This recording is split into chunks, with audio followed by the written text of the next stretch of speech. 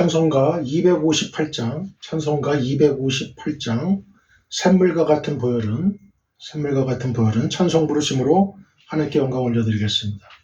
샘물과 같은 보혈은 주님의 피로다. 보혈의 죄를 씻으면 정하게 되겠네. 정하게 되겠네. 정하게 되겠네. 보혈의 죄를 씻으면 정하게 되겠네. 저도적에게 하고서 보혈에 씻었네. 저도적 같은 이 몸도 제 씻기와 하네. 제 씻기와 하네. 제 씻기 원하네. 저도적 같은 이 몸도 제 씻기 원하네. 죄속함 받은 백성은 영생을 얻겠네.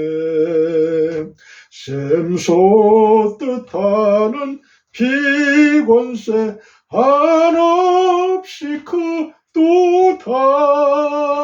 한없이 크도다. 한없이 크도다.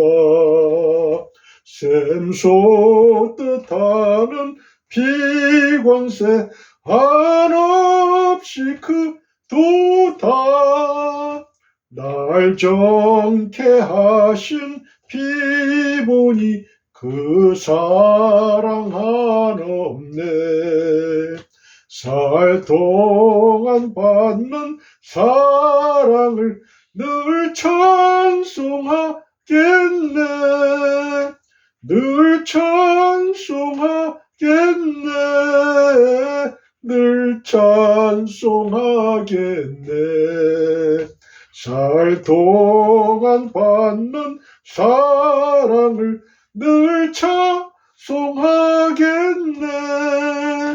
이후에 천국 올라가 더 좋은 노래로 날 구속하신 은혜를 늘 찬송하겠네.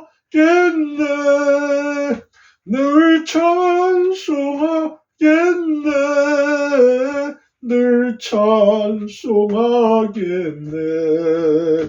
날 구속하신 은혜를 늘 찬송하겠네.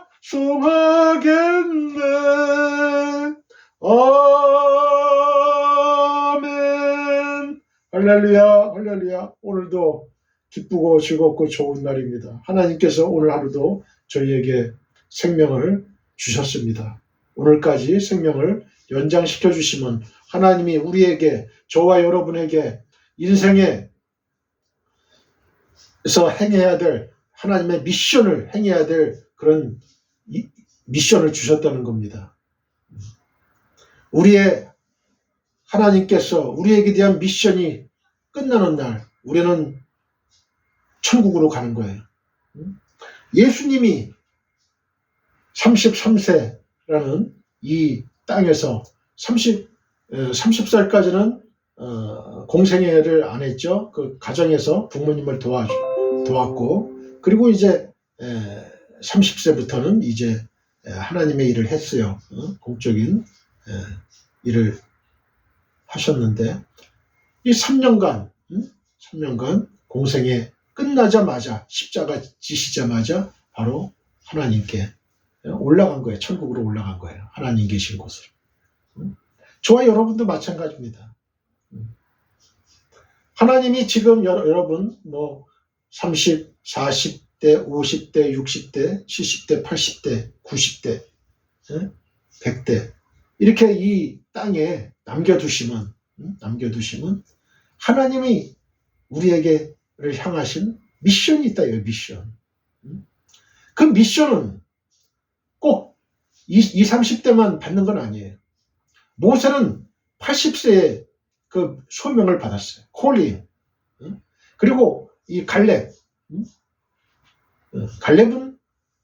85세 때도 그 헤브론, 그 아낙 자손이 그 거인들이 사는 그 헤브론 정복 전쟁에 선봉에 나가서 싸울 정도로 그렇게 하나님 나라, 하나님의 약속을 받기 위해서, 성취시키기 위해서 자신의 몸을 불살렸던 거예요.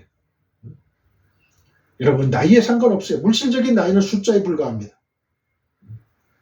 요는 여러분에게, 하나님이 여러분에게 주신 그 미션을 내가 자각하고 있느냐? 자각하고, 그리고 그 미션을 수행하려고 하는 그 의지가 있느냐? 열정이 있느냐? 여러분 마음속에 그러한 성령의 충만함이 있느냐? 성령세를 받았느냐? 이게 중요한 거예요. 성령세례는 뭐예요? 우리가 입술로 고백하는 거죠. 예수님을 나의 구세주로, 나의 왕으로, 주님으로 모셔드리는 거예요. 그럴 때 성령님께서, 그리스도의 영인 성령님께서 내 마음속에 들어오시는 거죠. 그래서 내 마음속이, 하나님이 계시는 곳은 어디예요? 천국이잖아요. 내 마음이 천국이 되는 거예요. 심중천국. 이것부터 이루어져야죠. 이거를 경험한 사람들은 이 땅에서 천국을 경험하고 누려요. 그러면 그것이, 죽음이라는 건 뭐예요? 영혼을 여는 문이거든. 영혼을 들어가는 문이에요. 이 땅의 시간과 영원한 시간의 그 접촉점, 그게 죽음이에요. 그게. 그 죽음이라는 게 있어야 우리가 영혼의 시간으로 갈 수 있는 거예요. 하나님의 시간으로 갈 수 있는 거죠. 시간과 공간을 초월한 그 시간으로 가는 거예요. 여러분, 그게 바로 천국이죠. 지금 이 방송을 시청하는 여러분들 중에 나는 죽으면 천국을 간다. 왜? 이 땅에서, 이 지구상에서 내가 지금까지 살 동안, 지금 이 순간에도 하나님에 대한 그 믿음을 견고하게 갖고 있는 사람, 확신을 갖고 있는 사람, 성령을 충만하게 받은 사람은 걱정할 거 없죠. 그죠? 그런 사람은 나는 반드시 천국에 간다. 그런 믿음이 있게 돼요. 그리고 이 땅에서의 성령과 동행하고 예수님과 동행하는 그런 삶을 산 사람은 하나님과의 그런 그 추억을 많이, 신앙의 추억거리를 많이 쌓게 되는 거죠. 주님, 저는 몇 살 때 이런 일을 했죠. 이런 일을 당했을 때 주님이 나를 도와주셨죠. 주님이 천사를 보내주셨죠. 이 이태원 목사에게도 그런 아름다운 추억들이 있어요. 제가 어렸을 때, 초등학교 때 그 얘기했잖아요. 동네 임진강가에서 동네 그 아이들끼리 패싸움이 벌어져가지고 돌을 막 던지는 거예요. 그때 돌을 피한다고 내가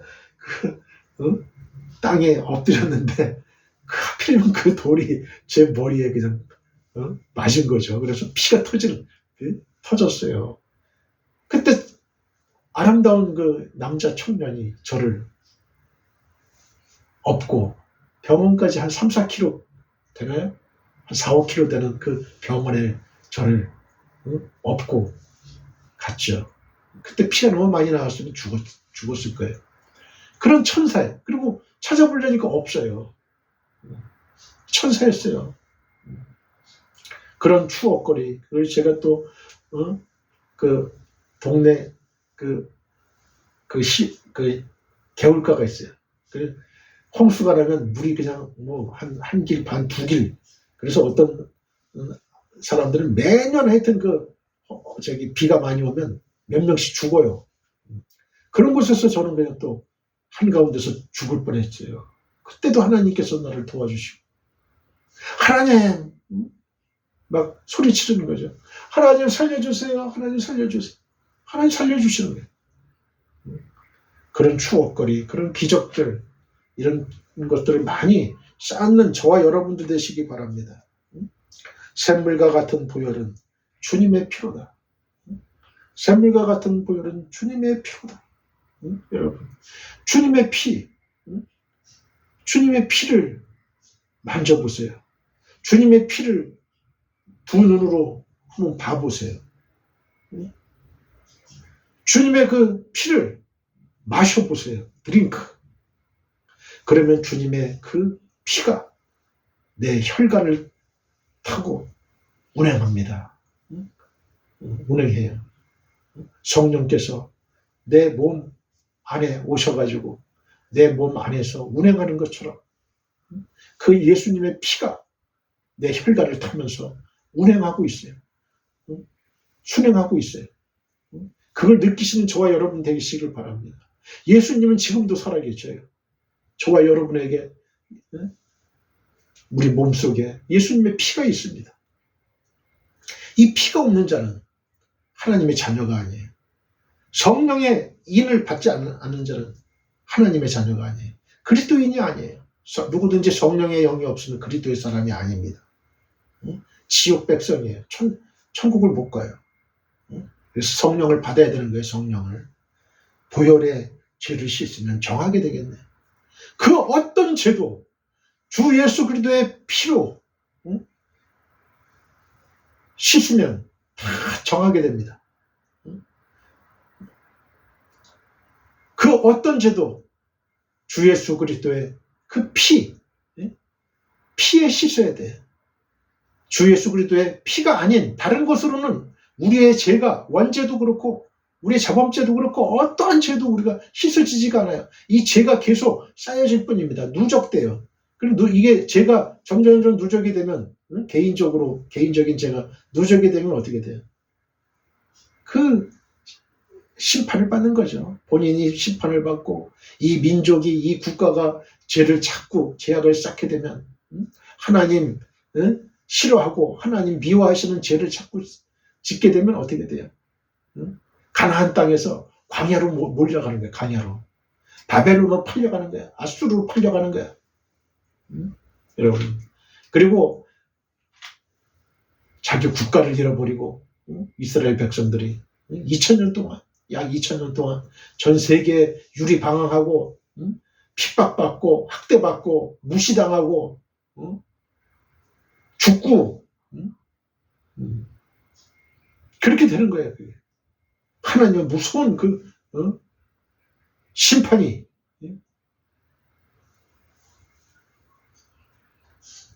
발생되는 거죠. 그러니까 아주 지혜로운 사람은 어떻게 돼? 하나님 품으로 자꾸 가야 돼. 가야 돼요. 아담과 하와는 선악과를 따먹고 하나님 말씀에 불순종해서 죄를 지으니까 하나님의 눈빛을 피해서 숨었죠. 숨었지만 숨는다고 되나요? 그리고 자신들의 눈이 밝아지니까 자신들이 옷을 벗은 것, 수치스러운 게 보인 거야. 알게 된 거죠. 여러분, 그러면서 하나님, 죄를 지은 인간은 하나님의 눈을 피해서 점점 에덴의 동쪽으로 자꾸 하나님하고 멀어져 가고 나중에는 바벨탑을 쌓는 거예요. 자기 성을 쌓는 거예요. 그런 인간이 되면 안 되는 거죠. 우리는 아벨의 자손이에요. 셋의 자손이에요. 아벨이 죽었잖아요. 그러니까 셋을 주셨어. 그 셋의 자손이야. 셋의 자손. 셋의 자손으로 노아가 태어나고 그리고 점점 해서 예수 그리스도가 탄생돼요. 여러분, 셋의 자손과 이 땅에는 가인의 자손이 있어요. 살인자의 자손, 범죄자의 자손. 여러분, 여러분은 어느 자손입니까? 어느 자손이? 하나님을 잘 믿는 자는 셋째 자손인 줄 믿습니다. 할렐루야. 불교도 해교도 어떤 것도 구원이 없어요. 죄를 씻지 못해요. 죄를 씻지 못해요. 오로지 죄를 씻으려면 주 예수 그리스도의 보혈에 씻어야 됩니다. 정하게 되겠네. 정하게 되겠네. 깨끗하게 된다 이거죠. 보혈에 죄를 씻으면 정하게 되겠네. 저도적 회개하고서 보혈에 씻었네. 그죠? 예수님 좌우에 강도 중에 한 사람은 구원을 받았어요. 주님의 보혈에 죄를 씻었어. 주님의 나라에 임할 때에 저를 기억하소서. 그래 내가 오늘 나와 함께 낙원에 있으리라. 이 약속을 받았어요. 저와 여러분도 이런 약속을 받는 저와 여러분들 되시길 바랍니다. 저도적 같은 이 몸도 죄 씻기 원합니다. 죄 씻기 원하네. 죄 씻기 원하네. 저도적 같은 이 몸도 죄 씻기 원하네. 죄 속함 받은 백성은 영생을 얻겠네. 우리는 영생을 얻는 거예요. 영생. 하나님의 자녀가 되는 겁니다. 얼마나 큰 축복입니까? 영원한 생명이에요. 영원한 생명. 영생을 얻습니다. 샘솟 듯하는 피곤새 한없이 크도다. 한없이 크도다. 한없이 크도다. 날 정케 하신 피보니 그 사랑 한없네. 예수님이 그 피를 흘리는 건 여러분 우리를 사랑하지 않으면 그 피를 흘릴 필요가 없어요. 흘릴 수가 없어요. 여러분. 저는 그 예수님의 그 십자가 갈보리산의 그 십자가의 그 보혈 예수님의 그 십자가만 바라보면은 저는 눈물이 나요. 하나님께 너무나 큰 은혜를 받습니다. 하나님 통에 자복합니다. 저의 죄를 자복합니다. 저의 죄 때문에 우리 주님 피 흘려서 십자가에서 돌아가시는 그 모습을 보면 여러분 얼마나 우리의 가슴이 찢어지는지 몰라요.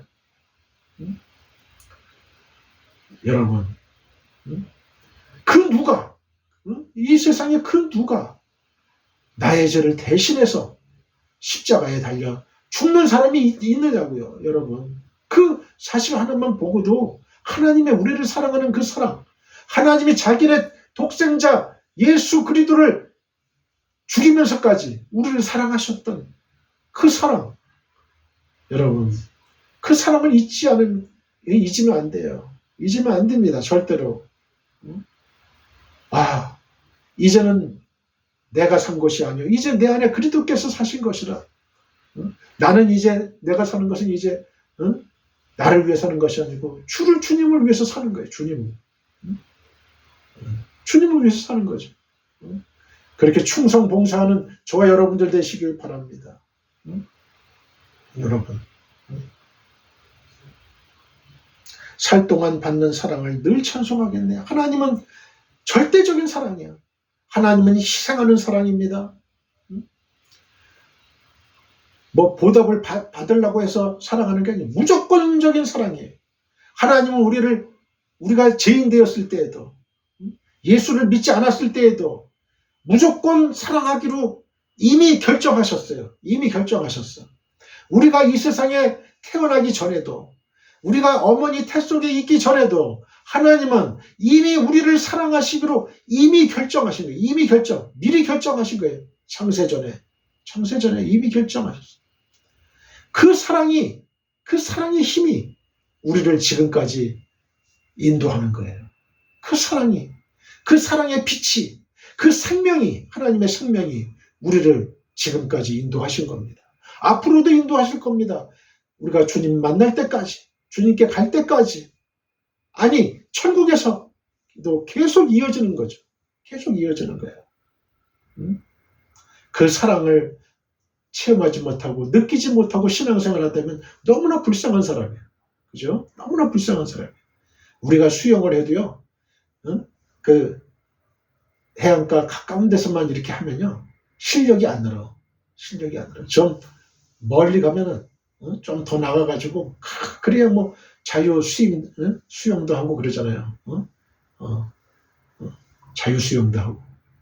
너무 이 물이 얕으면 할 수가 없잖아요. 신앙생활도 그래요. 신앙생활도 물이 좀 깊은 데로 가야 돼.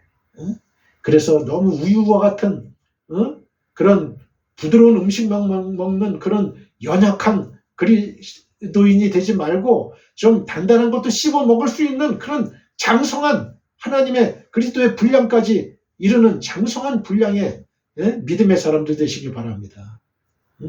그래야 내가 변하고 우리 가족을 변화시키고 이 사회를 변화시키고 우리 교회를 변화시키고 이 국가를 변화시키는 전 지구촌을 변화시키는 그러한 위대한 하나님의 사람이 되는 거죠. 민족을 치유하고 세상을 변화시키는 그런 사람들이 되고 그런 교회가 돼야 돼. 우리 민족이 얼마나 한이 많은 민족이에요. 약소국으로서 얼마나 많은 강대국의 침략을 받고 여러분 우리가 지게 되면 어떻게 돼요? 남한산성 그 영화 같은 거 봤나요? 여러 일제시대 때 강점기 때 그 사진 그 영화 같은 거 보잖아요. 그러면 남자는 어떻게 돼요? 남자는 탄강이나 또 아니면 대동아 전쟁 거기에 총알바지로 가게 되고 여자들은 겁탈당하고 자식들은 굶어 죽고 이런 비참한 현상이 되는 거죠.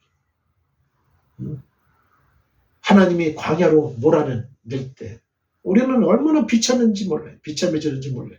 자녀의 살을 뜯어 먹어야 되는 그런 상황. 너무나 비참한. 너무 전 두려워요, 그게. 그런 상황은. 하나님, 이 땅에 그런 상황이 비극이 일어나지 않게 해주세요. 이 땅에 절대로 다시는 핵 전쟁이라는 그 전쟁이 일어나지 않게 해주세요. 항상 기도합니다. 민족을 위해서, 국가와 민족을 위해서, 전 세계를 위해서, 코로나19 퇴치를 위해서 항상 날마다 기도합니다. 하나님의 하나님의 종으로서 너무나 간절합니다. 간절해요. 이 세상에 공평과 정의가 넘쳐나는 사회, 하나님의 의가 통치가 편만한 사회, 이런 사회를 저와 여러분들 우리가 개척해 나가야 되죠. 그럴 때 하나님이 도와주시는 거예요. 하나님께 기도하면서 이후에 천국 올라가 더 좋은 노래로 우리는 다 천국에 갑니다. 그러면 뭘 하게 돼요? 날 구속하신 은혜를 늘 찬송하겠네. 날 구속하신 구원하신 그 은혜를 찬송하는 것밖에 없어요. 천국은 찬송하는 곳이에요. 찬송하는 것. 찬송이라는 게 뭐예요? 하나님께 영광 올려드리는 거예요. 하나님께 늘 기도 올리는 거예요. 곡조 있는 기도가 찬송이거든요. 늘 찬송. 그러기 위해서는 이 땅에서도 먼저 찬송으로 하나님께 영광 올려드려야 돼요. 찬양으로 하나님께 영광 올려드려요. 하나님께 영광. 하나님 그분의 존귀와 영광을 찬송하는 거예요. 하나님의 통치를 찬송하는 거예요. 하나님의 의와 공평과 정의를 찬송하는 거예요. 그런 축복이 여러분과 여러분의 가족과 또 이 사회에 충만하기를 간절히 축원드립니다. 할렐루야. 오늘은 257장 마음에 가득한 의심을 깨치고 그 옆장에 257장 마음에 가득한 의심을 깨치고 이 찬송 부르고 그다음에 주여 한번 부르고 그다음에 통성기도 들어가겠습니다. 마음에 가득한 의심을 깨치고 지극히 화평한 마음으로 찬송을 부르면 어린 양 예수의 그 피로 속죄함 얻었네. 할렐루야. 속죄함 주 예수 내 죄를 속했네. 할렐루야. 소리를 높여 함께 찬송하세. 그 피로 속죄함 얻었네. 다 같이 박수 치시면서 금이나 은같이 없어질 보배로 속죄함 받은 것 아니요. 거룩한 하나님 어린 양 예수의 그 피로 속죄함 얻었네. 할렐루야. 속죄함 주 예수 내 죄를 속했네. 할렐루야. 소리를 높여 함께 찬송하세. 그 피로 속죄함 얻었네. 나 같은 죄인이 용서함 받아서 주 앞에 옳다함 얻음은 확실히 믿기는 어린 양 예수의 그 피로 속죄함 얻었네. 할렐루야. 속죄함 속죄함 주 예수 내 죄를 속했네. 할렐루야. 소리를 높여 함께 찬송하세. 그 피로 속죄함 얻었네. 거룩한 천국에 올라간 후에도 넘치는 은혜의 찬송을 기쁘게 부르면 어린 양 예수의 그 피로 속죄함 얻었네. 주여 할렐루야.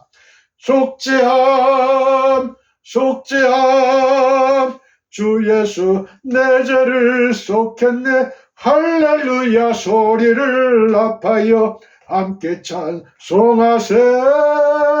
그 피로 속죄함 얻었네. 3절 나 같은 죄인이 용서함 받아서 주 앞에 옳다 얻음은 확실히 믿기는 어린 양 예수의 그 피로 속죄함 얻었네. 할렐루야.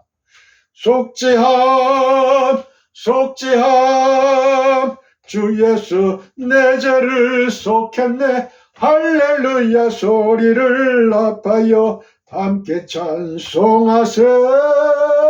그 피로 속죄함 얻었네. 거룩한 천국에 올라간 후에도 넘치는 은혜의 찬송을 기쁘게 부르면 어린 양 예수의 그 피로 속죄함 얻었네. 할렐루야. 속죄함 속죄함 주 예수 내 죄를 속했네. 할렐루야. 소리를 높여 함께 찬송하세. 그 피로 속죄함 얻었네. 주여 할렐루야. 하나님 아버지 은혜를 감사합니다. 오늘도 살아계신 야훼 하나님 아버지 우리의 예배와 찬양을 받아 주시옵소서. 이 시간에 천군 천사로 이 시간에 함께하여 주시고 성부 하나님 성자 하나님 성령 하나님께서 이 시간에 함께하여 주시옵소서. 아버지 하나님 이 시간에 여러 가지 기도 제목을 가지고 나왔사오니 아버지 하나님 저들의 모든 기도 소리에 귀 기울여 주시고 아버지 먼저 그 나라와 그 하나님의 나라와 하나님의 일을 먼저 구하는 저희들 되게 도와주시옵소서. 그리하면 먹을 것 마실 것 입을 것 이방인들이 구하는 이 모든 것 너희에게 더하시리라 말씀하셨습니다. 보너스로 더해 주신다 말씀해 주셨습니다. 아버지 하나님 저희는 먼저 구할 것 먼저 구할 수 있는 기도의 비결을 깨달아 알 수 있는 저희들 되게 도와주시옵소서. 먼저 하나님의 나라와 하나님의 의를 먼저 구할 수 있게 하옵소서. 하나님의 이루신 모든 것들, 하늘에서 이룬 것들이 땅에서도 그대로 이루어지기를 원합니다. 아버지 하나님, 하늘의 영광을 아버지 하나님 이 땅에서도 영광을 받기를 원합니다. 저희들 아버지 하나님 하나님께 영광 올려드리길 원합니다. 하나님 홀로 영광 받아 주옵소서. 아버지 하나님 겟세마네 동산에서 그 예수님이 땀이 핏방울이 되도록 아버지 기도하셨습니다. 아버지 내일이면 24시간 후면 이제 그 수치스럽고 모욕스러운 십자가를 지실 텐데 아버지 하나님 그 예수님도 인간의 육을 입은지라 아버지 하나님 하나님께 기도드렸습니다. 너무나 떨립니다. 두렵습니다. 아버지 하나님 이 때를 면하게 하옵소서. 그러나 내 뜻대로 마옵시고 아버지 뜻대로 되기를 원하나이다. 예수님도 기도하셨습니다.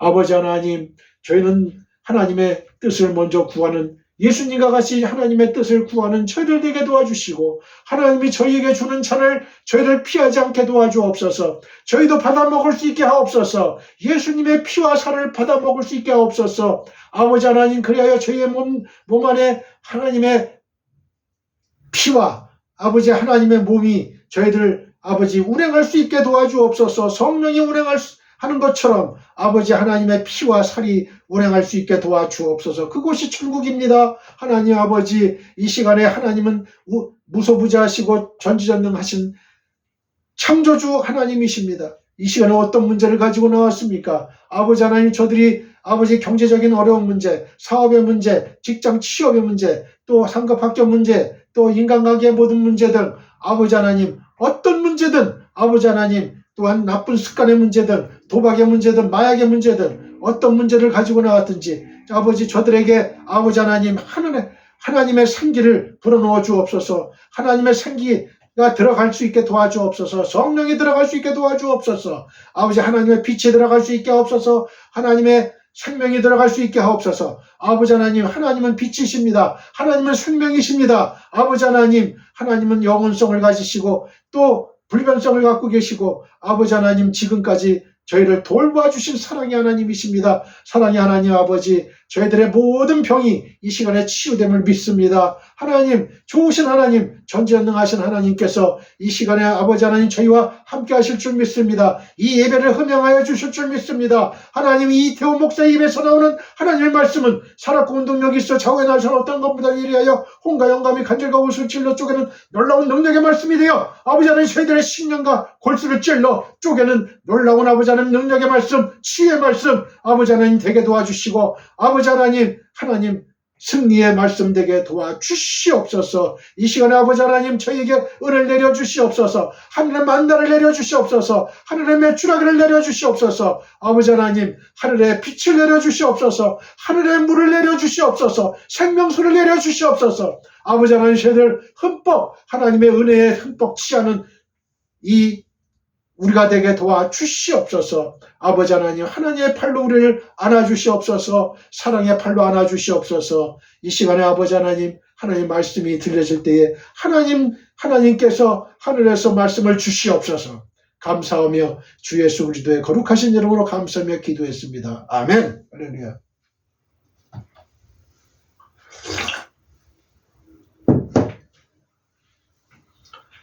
오늘의 설교 제목은 배신자의 두 모습입니다.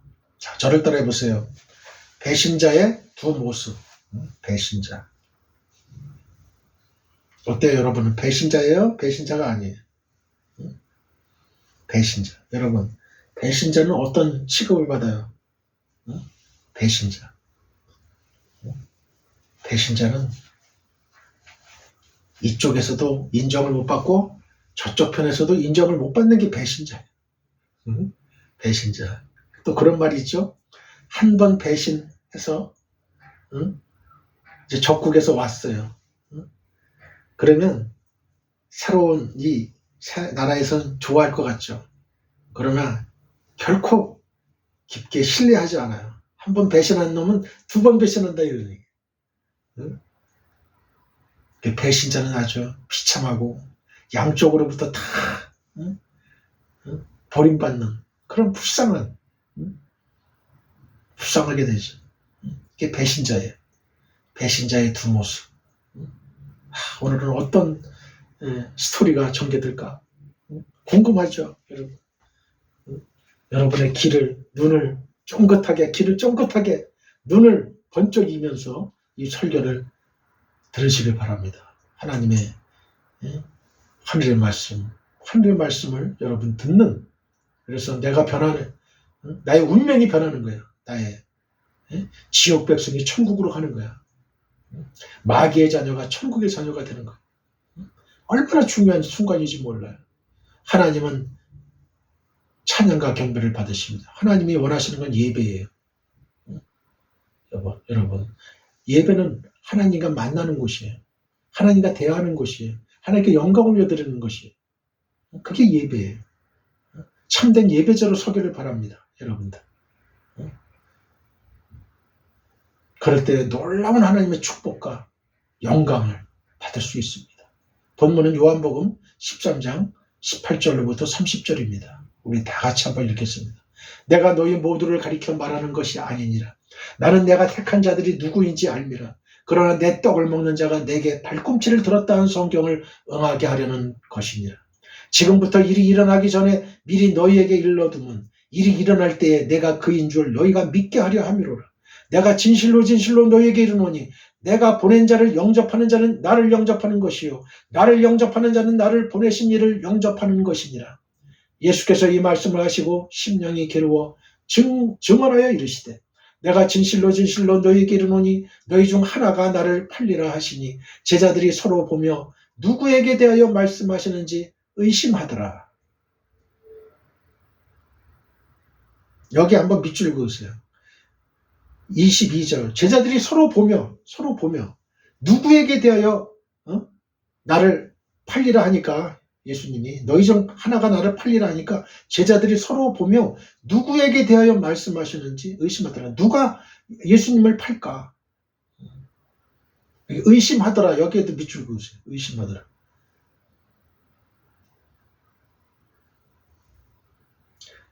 잘 이해가 안 되죠. 의심하더라. 이게 무슨 말일까? 23절 봅니다. 예수의 제자 중 하나 곧 그가 사랑하시는 자가 예수님을 사랑하시는 자가 예수의 품에 의지하여 누웠는 자. 이건 요한을 얘기하는 거예요. 사도 요한을 얘기하는 거예요. 시몬 베드로가 머리짓을 하여 말하되 말씀하신 자가 누구인지 말하라 하니 그가 요한이 예수의 가슴에 그대로 의지하여 말하되 주여 누구니까? 누가 예수님을 판다고 합니까? 누굽니까? 그 사람이 누굽니까? Who is he? Who is he? 그럼 누굽니까? 예수께서 대답하시되 내가 떡 한 조각을 적셔다 주는 자가 그니라 하시고 그죠? 곧 한 조각을 적셔서 가룟 시몬의 아들 유다에게 주시니 조각을 받은 후 곧 사탄이 그 속에 들어간지라. 거기 밑줄 그으세요. 이에 예수께서 유다에게 이르시되 내가 하는 일을 속히 하라 하시니 그렇죠. 여기서도 또 이해가 안 되잖아요. 내가 떡 한 조각을 적셔다 주는 자가 나를 팔 자다 이거예요. 그래서 곧 한 조각을 적셔가지고 가룟 시몬의 아들 유다에게 주셨어요. 그러면 가룟 유다가 예수님을 팔 자구나 알 텐데 이 제자들은 그걸 몰라요. 몰라. 봐봐요. 계속되는 뒤에 얘기를 한번 봐요. 조각을 받으면 곧 사탄이 그 속에 들어간 거예요. 가룟 유다의 속에. 이에 예수께서 유다에게 이르시되 내가 하는 일을 속히 하라. 속히 하라.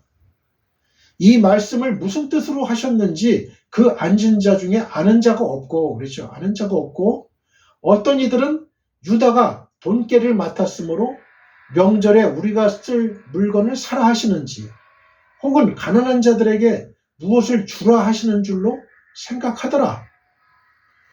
유다가 그 조각을 받고 곧 나가니 밤이러라. 이렇게 되어 있습니다. 참 이해가 안 되는 부분이 있어요. 그 부분을 하나씩 우리가 살펴보고 찾아보고 우리가 그 궁금증을 해결해 보도록 하겠습니다. 하루 24시간 안에 낮과 밤이 있듯이 인간의 이 내면에 전혀 다른 두 개의 얼굴이 있어요. 바로 충성과 배신이라는 것이죠. 어떤 사람은 가정, 또 직장, 사회생활에서 항상 충성해요. 로열, 항상 충성합니다. 반면에 어떤 사람은 삶의 모든 영역에서 배신이라는 딱지가 붙어 다녀요. 배신자의 두 모습, 저를 따라해 보세요. 배신자의 두 모습. 배신하는 사람에게서 두 가지 모습을 엿볼 수가 있어요. 하나는 자신의 그 배신 행위를 끝까지 위장하는 거예요. 디스가이즈하는 거예요. 위장하는 거예요. 어쩔 수 없는 상황에서 배신하는 경우도 있지만 대체로 의지를 갖고 자기가 의지를 갖고 스스로 배신해요. 그게 배신하는 게 어떤 돈이 걸렸든지 무슨 딸이 그 한 나라의 국왕이 자기 딸 공주를 사위로 주겠다든지 어떤 상황인지 모르지만 대체로 자신이 내가 돈을 취해야 되겠다 아니면 딸을 취해야 되겠다 어떤 의지를 갖고 스스로 배신하는 행위에 대한 이 집념은 아무도 꺾지를 못해요. 왜냐하면 본인이 의지를 갖고 스스로 선택한 것이기 때문에 그렇습니다. 그런 유형의 첫사람이 인류를 죄악으로 내몰았던 아담과 하와라고 말할 수 있습니다. 예수님께서 사랑하신 12 제자들이 있습니다. 그들은 예수님께서 십자가에 못 박혀 돌아가시기 전에 다락방에 모여 최후의 만찬을 가졌죠. 그때 예수님께서 제자들의 발을 씻겨주셨어요. 이 자리에서 특별히 눈에 띄는 사람이 바로 가룟 유다입니다. 예수님께서는 가룟 유다의 배신으로 인해 십자가를 지게 되심을 이미 알고 계셨어요. 그러나 마지막 순간까지 가룟 유다에게 배신의 길을 가지 않도록 배려를 하십니다. 마지막 만찬을 가지실 때 예수님께서 중요한 두 사람을 좌우에 앉히십니다. 곧 요한과 가룟 유다예요. 가룟 유다를 옆에 앉히신 이유는 그의 배신을 아시고 마음을 돌이키기 위함이었어요. 그러나 예수님의 말씀에도 가룟 유다는 아닌 척합니다. 내 떡을 먹는 자라고 지적하셔도 내니까? 라고 되묻는 사람이 바로 가룟 유다입니다. 우리는 가룟 유다에게서 예수님을 배신하려는 의지가 있음을 발견할 수 있습니다. 18절 말씀입니다. 내가 너희를 다 가리켜 말하는 것이 아니라 내가 나의 택한 자들이 누구인지 알미라. 그러나 내 떡을 먹는 자가 내게 발꿈치를 들었다 한 성경을 응하게 하려는 것이니라.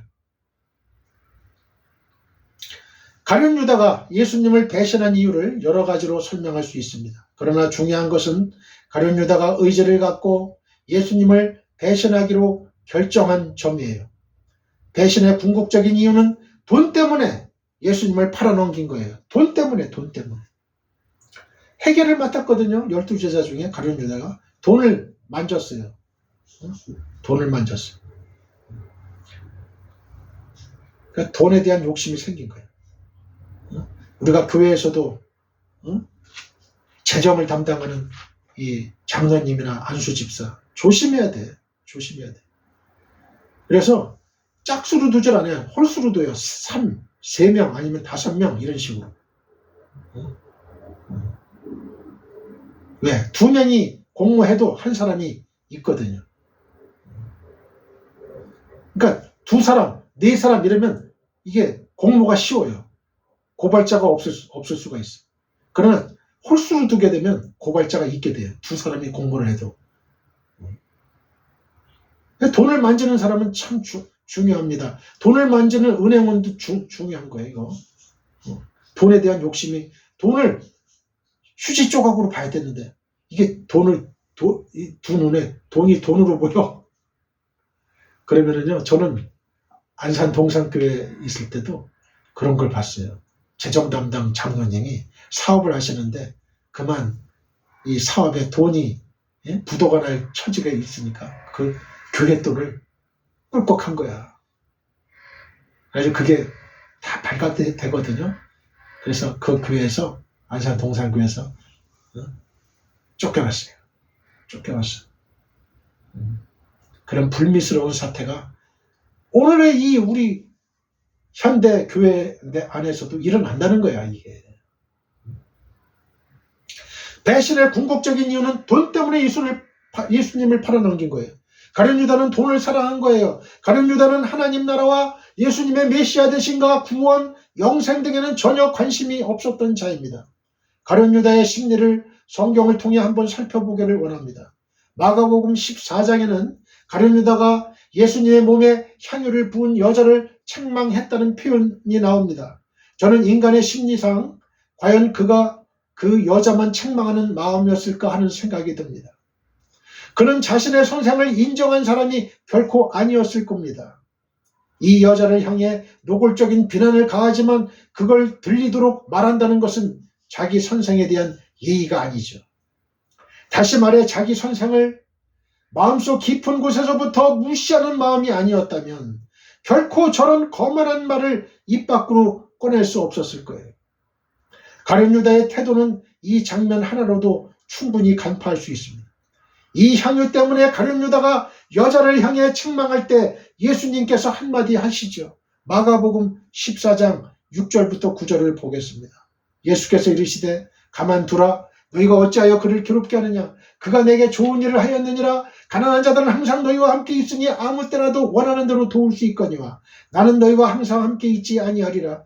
그는 힘을 다하여 내 몸에 향유를 부어 내 장례를 미리 준비하였느니라. 내가 진실로 너희에게 이르노니 온 천하에 어디서든지 복음이 전파되는 곳에는 이 여자가 행한 일도 말하여 그를 기억하리라 하시니라.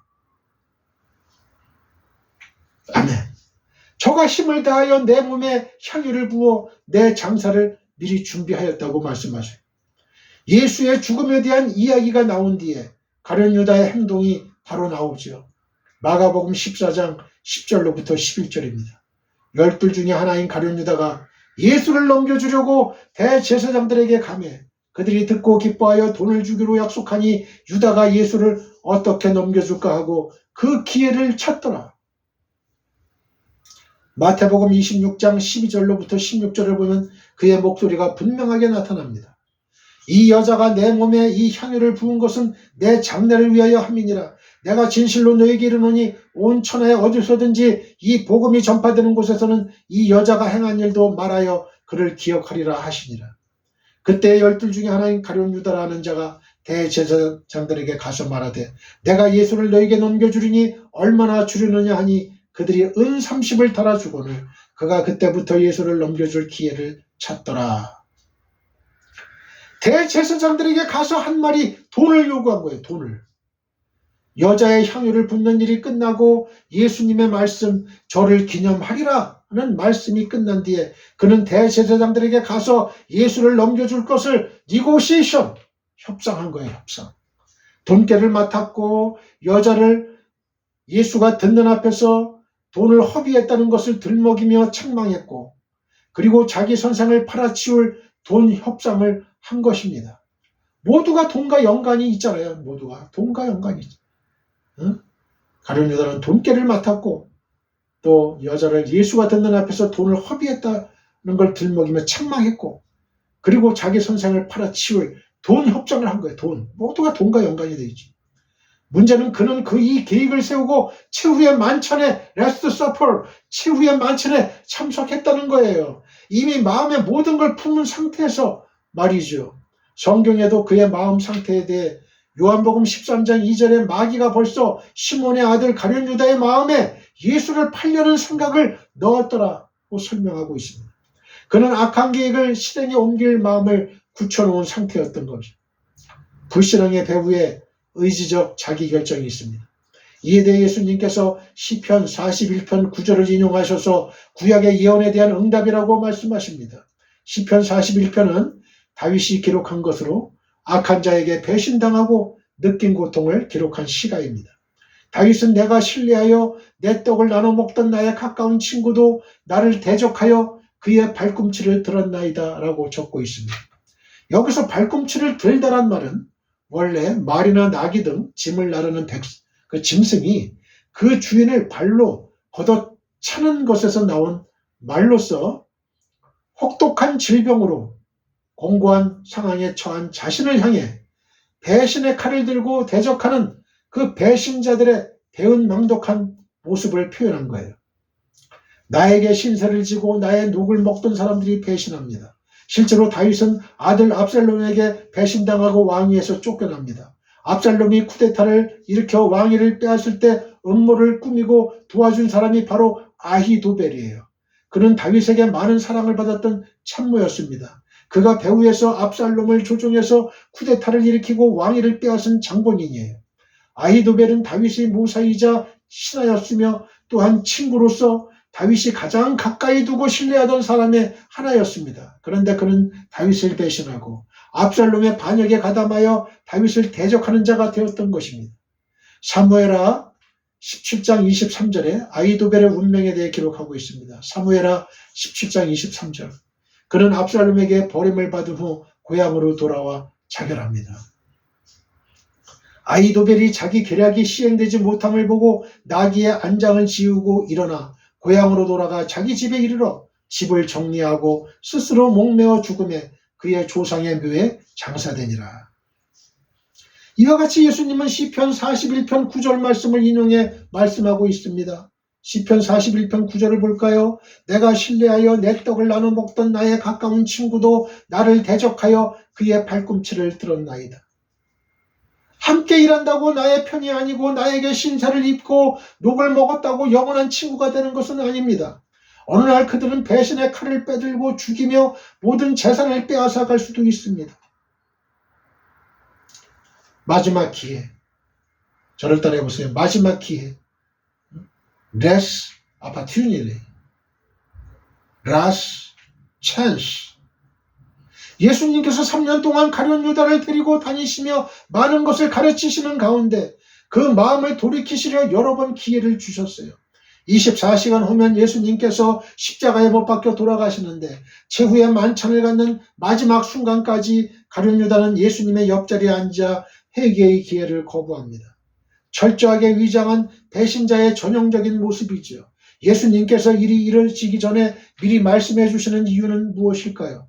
19절 말씀을 봅니다. 지금부터 일이 이루기 전에 미리 너희에게 이름은 일이 이룰 때에 내가 그인 줄 너희로 믿게 하려 함이로라.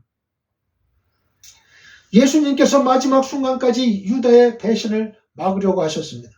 그러나 가룟 유다는 스스로 선택한 일을 포기하지 않았어요. 하나님께서 에덴 동산에서 아담과 하와의 배신 행위를 하지 말라고 하셨지만 아담이 스스로 선택한 일을 행했던 것과 마찬가지입니다. 결국 가룟 유다는 배신의 칼을 빼들었습니다. 물론 주님께서 완력으로 얼마든지 유다의 행위를 제압하실 수 있습니다. 하지만 주님의 사랑은 물리적인 힘으로 작용하는 것이 아니라 스스로 회개하고 돌아오게 하는 것이죠. 완력으로 무릎을 꿇게 할 수는 있지만 회개를 시킬 수는 없습니다. 겁을 줘서 고개를 숙이게 만드는 것을 진정한 회개라고 할 수 없습니다. 회개는 스스로 가던 길을 돌이키는 거예요. 끝까지 가룟 유다가 회개하지 않았을 때 예수님의 마음은 얼마나 무겁고 고독하셨을까요? 마치 자식이 회개하지 않았을 때의 부모의 심정과 같았을 것입니다. 비록 자식일지라도 자식이 방탕하려고 마음만 먹는다면 부모인들 어찌할 도리가 없습니다. 이런 성향이 아담에게 가룟 유다에게도 있었던 거예요. 예수님께서 앞으로 될 일을 미리 말씀하신 이유는 가룟 유다의 배신 행위가 제자들의 공동체에 매우 중요한 영향을 미치기 때문에 그렇습니다. 스승을 팔아넘겨 십자가에 못 박혀 죽게 만들고 제자들의 공동체가 풍비박산 나게 되는 일은 그리 간단한 문제가 아니에요. 또 나중에 제자들은 이런 반문을 할 수도 있죠. 주님께서 그 엄청난 일을 모르고 계셨단 말인가? 18절 19절 말씀에서 예수님께서 이미 알고 계셨다고 기록하고 있습니다. 그러나 예수님께서 마지막 순간까지 최선을 다하셨지만 가룟 유다는 자신의 길로 갔습니다. 따라서 제자들이 이런 사실을 알게 되었을 때 믿음에 흔들림이 없도록 미리 말씀해 주신 거예요. 믿음에 흔들림이 없도록.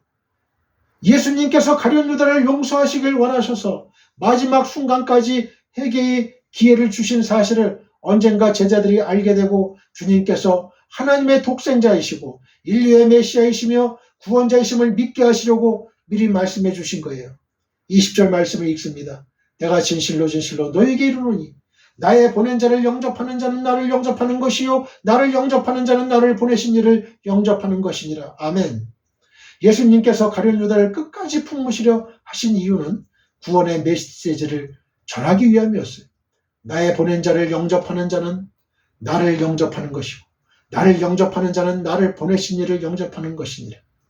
구원의 진리는 변함이 없습니다. 가룟 유다의 배신은 예수님께서 이루시는 구원의 진리를 바꾸지 못했어요. 지금 예수님을 믿고 진리를 따르는 사람들이나 장차 믿고 따를 사람들에 의해 구원의 진리는 계속 선포되는 것이죠. 가룟 유다가 배신해도 천지가 뒤바뀌어도 만인이 넘어져도 결코 변할 수 없는 진리 중에 하나는 바로 예수님께서 메시아라는 사실이에요. 구원자라는 사실이에요.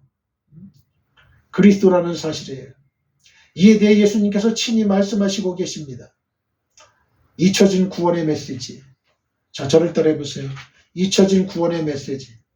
이언을 마치신 예수님의 마음은 심히 민망하셨습니다. 여기서 민망하다라는 말은 여러 감정이 뒤섞여 어찌할 바를 모르는 상태를 말해요. 어찌할 바를 모르는 상태. 에르로스. 여러 가지 감정이 뒤섞인 거예요. 믹스트 된 거예요. 어찌할 바를 모르는 상태. 힘 있는 자가 고독할 때 힘을 사용하면 간단히 해결됩니다. 그러나 있는 힘을 사용하지 않을 때 고독해집니다. 이것이 예수님의 고독이에요. 돈도 많고 권력도 막강한 사람은 간단하게 상대방을 없앨 수 있어요. 하지만 그렇게 하지 않는 게 겸손이죠. 가진 능력을 사용하지 않는다는 건 힘든 일이에요. 상대방을 살릴 수 있는데 이를 외면하는 것도 힘든 일입니다. 여기에 가진 자의 고독이 있고 힘 있는 자의 아픔이 있습니다. 예수님께서 가룟 유다가 문 밖으로 나갈 때까지 간구하십니다. 생각을 바꾸고 회개하여 돌아오라고 하십니다. 지금 여러분과 저에게도 예수님께서는 문 밖으로 나갈 때까지 간구하시는 거예요. 네 생각을 바꿔 회개하고 돌아와. 지금 회개하고 돌아와. 예수님의 음성을 듣는 저와 여러분들 되시길 바랍니다. 마지막 기회예요. 마지막 기회.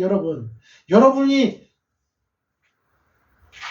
구원이 귀하다고, 천국이 귀하다는 걸 진정으로 안다면 여러분의 부모, 형제, 자매 구원하지 않을 수 있겠어요? 이 구원의 메시지를 전하지 않을 수 있겠어요? 여러분의 가장 가까운 친구, 이게 전하지 않을 수가 있겠어요? 여러분의 동료, 여러분은 직장이라는 선교지를 떠난 거예요. 가정이라는 선교지를 떠난 거예요, 여러분. 선교지예요, 거기가. 꼭 해외에 나가야 선교지가 아닙니다. 생각을 바꾸고 회개해서 돌아오라고 지금도 예수님은 우리를 초청하시고 간구하시고 말씀하고 계십니다. 여기서 저는 아담과 하와의 선악과 사건을 새로운 각도에서 이해할 필요가 있다고 봐요. 우리는 아담과 하와가 하나님께서 먹지 말라고 하신 선악과를 먹음직하고 보암직해서 따먹은 것으로 알고 있습니다. 그러나 선악과 사건에는 깊은 영적인 의미가 있어요. 하나님께서 아담과 하와의 범죄 현장을 보시고 얼마든지 막으실 수 있었을 텐데 그냥 두셨습니다. 이는 가룟 유다의 배신과 연관이 됩니다. 21절 말씀입니다. 예수께서 이 말씀을 하시고 심령에 민망하여 증거하여 가라사대 내가 진실로 너희에게 이르노니 너희 중 하나가 나를 팔리라 하시니. 21절은 예수님께서 제자들에게 말씀하신 것이지만 실은 가룟 유다에게 하는 말씀이에요. 또 예수님께서 심적으로 너무 힘드셨다는 것을 나타나기도 합니다. 마지막 성만찬을 갖고 제자들의 발을 씻겨주시면서 사랑하는 제자들 중 한 사람이 배신할 것에 대해 매우 힘들어 하신 거예요. 예수님이 그 가룟 유다의 발도 씻겼어요. 다 다른 제자들의 발을 씻기시면서 매우 힘들어 하셨어요. 매우 힘들어 하셨어요. 어떤 심정이었을까요? 어떤 예수님이 가룟 유다의 발을 씻겨주면서 다 알잖아요. 네가 나를 배반할 거다는 거.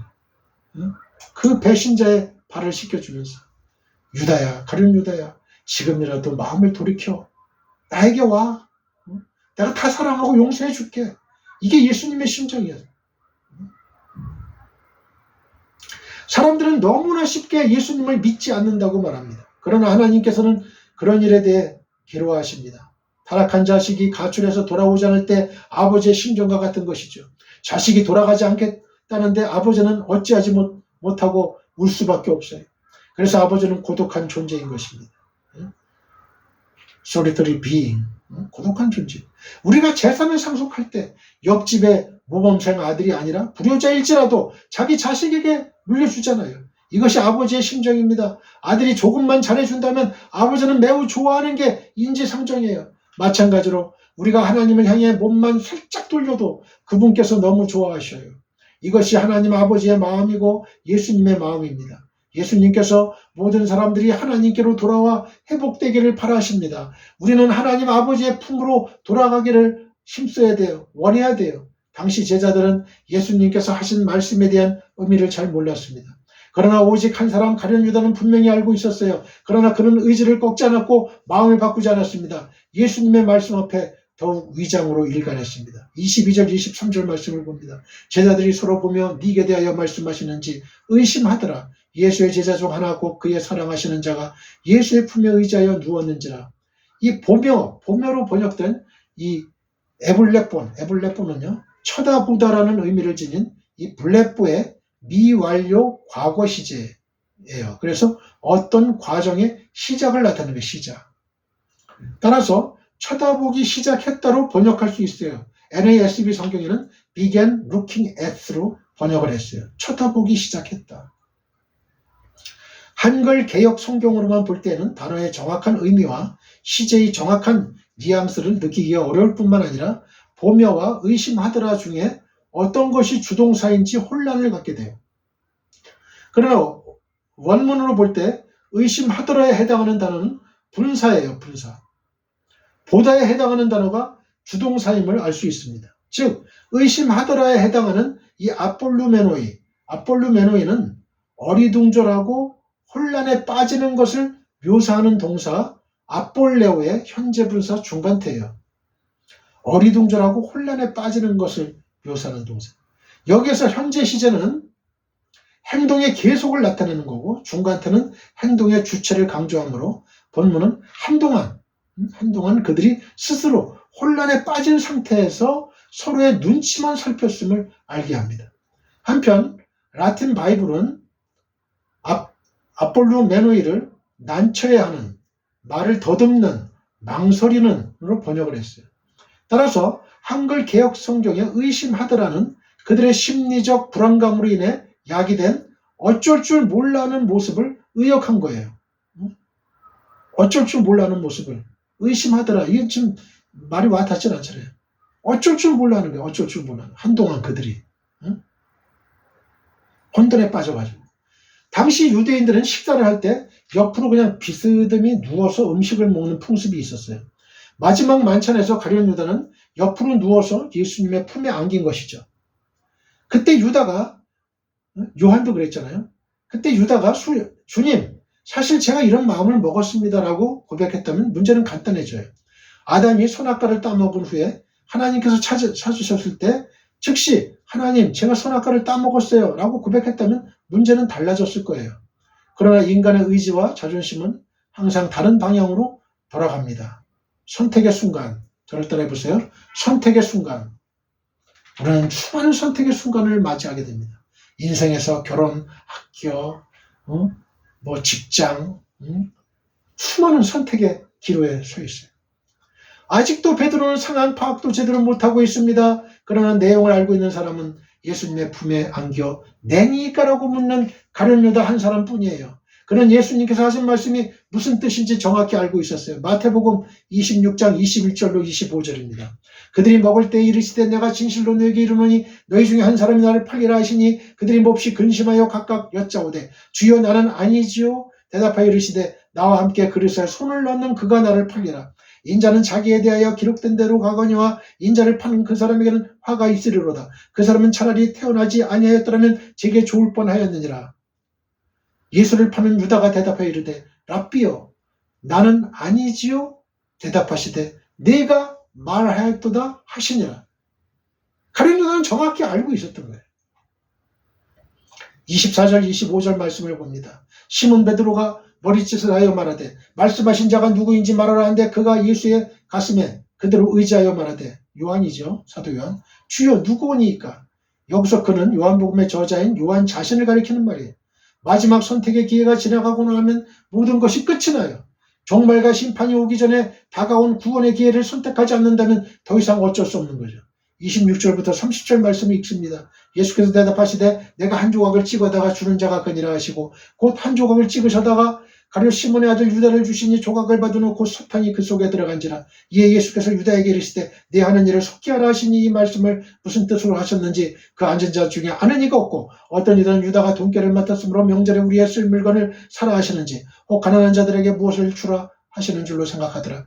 유다가 그 조각을 받고 곧 나가니 밤이로라. 26절을 보면요. 예수께서 떡 한 조각을 찍어 가룟 유다에게 주셨다고 했어요. 물론 이러한 주님의 행동은 누가 배반할 자인지를 묻는 제자들의 질문에 대한 간접적인 대답이었어요. 그런데 26절 이하에 보면 제자들은 이러한 주님의 행동에도 불구하고 여전히 그 의미를 모르고 있었어요. 28절, 29절. 이는 다소 우리를 의아하게 합니다. 그러나 여기서 우리는 식사 자리에서 주인이 손님에게 떡을 찍어주는 것이 당시 중동 지방에서 손님에 대한 주인의 최고의 호의 표시였음을 간과해서는 안 돼요. 룻기서 2장 14절 봅니다. 식사할 때에 보아스가 룻에게 이르되 이리로 와서 떡을 먹으며 내 떡 조각을 초에 찍으라 하므로 룻이 곡식 빼는 자 곁에 앉으니 그가 볶은 곡식을 주매 룻이 배불리 먹고 남았더라.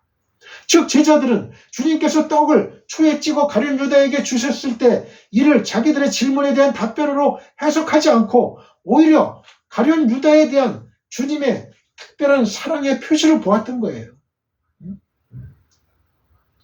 이걸 모르니까 우리가 헷갈린 거야.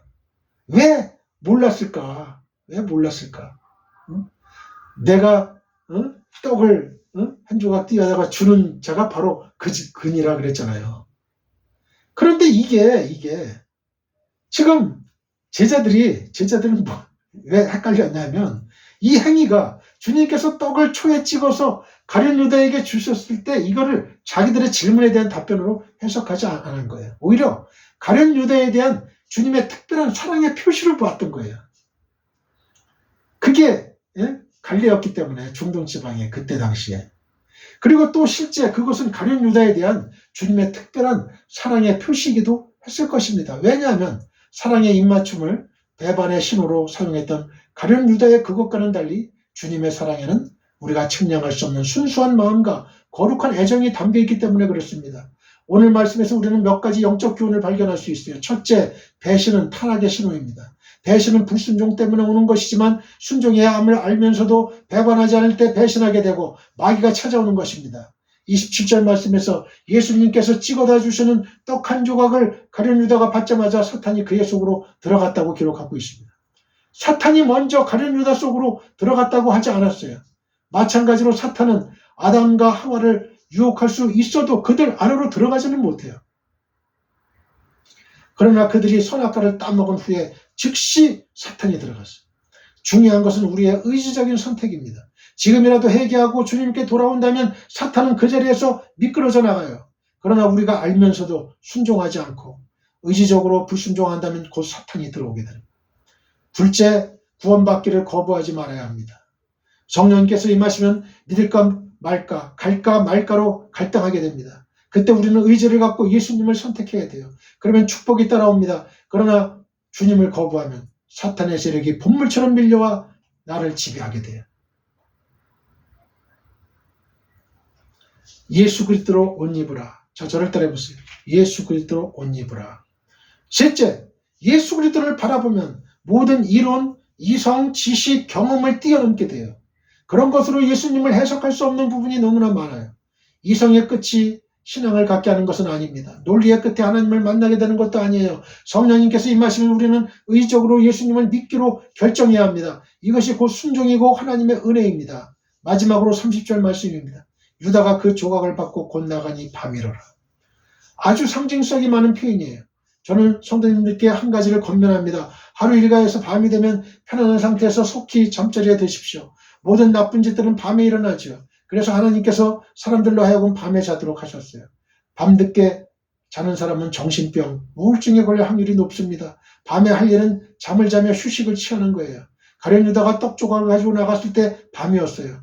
밤이 깊고 낮이 가까웠으니 그러므로 우리가 어둠의 일을 벗고 빛의 갑옷을 입자. 낮에와 같이 단정히 행하고 방탕하거나 술 취하지 말며 음란하거나 호색하지 말며 다투거나 시기하지 말고 오직 주 예수 그리스도로 옷 입고 정욕을 위하여 육신의 일을 도모하지 말라. 로마서 13장 12절로 14절 말씀. 이 말씀으로 어거스틴은 탕자의 생활을 청산하고 하나님의 자녀로 돌아오는 결정적인 계기를 마련했습니다.